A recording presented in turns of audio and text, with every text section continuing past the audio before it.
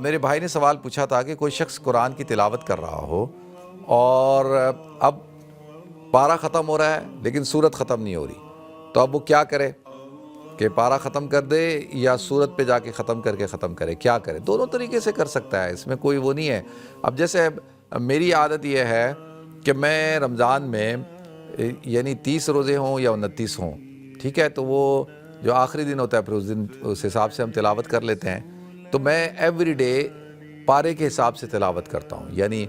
فجر سے پہلے، فجر کے بعد، ظہر سے پہلے، ظہر کے بعد، عصر سے پہلے، عصر کے بعد، مغرب سے پہلے، مغرب کے بعد، عشاء سے پہلے، عشاء کے بعد، جب بھی وقت ملتا ہے تو میں ایسا کرتا ہوں کہ پارے کے حساب سے، تاکہ مجھے پھر یاد رہتا ہے نا کہ مثال کے طور پہ اگر آج چھٹا رمضان ہے تو میں چھٹے پارے کی تلاوت نہیں کروں گا، یعنی اس کو تھوڑا سمجھیں، وہ اس طرح سے کہ میں تلاوت کروں گا رات کے اعتبار سے، کہ جیسے آج رات 7ویں تراویح ہے نا، تو میں 7ویں پارے کی تلاوت کروں گا، یعنی پہلے دن جب پہلی تراویح ہوتی ہے، رات پہلے ہوتی ہے نا، تو میں رات کے حساب سے شروع کر دیتا ہوں، تو اس سے مجھے یہ یاد رہتا ہے کہ رمضان کون سا ہے اور تراویح کون سی ہے، اور پھر تراویح میں وہ پارہ پڑھا بھی جاتا ہے، تو اس طرح سے جو ہے کافی قرآن بھی ختم ہو جاتے ہیں۔ تو یہ تو انٹائرلی آپ کے اوپر ہے کہ آپ سورت پہ ختم کرنا چاہتے ہیں۔ کچھ لوگ ہوتے ہیں وہ سورت تو سورت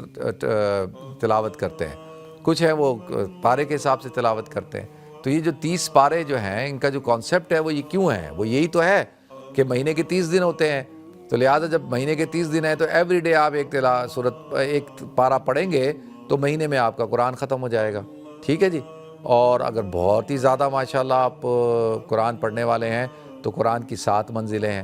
تو ہفتے کے 7 دن ہوتے ہیں، تو پھر ہر دن ایک منزل پڑھیں تاکہ 7 دن میں قرآن ختم ہو جائے، ٹھیک ہے جی۔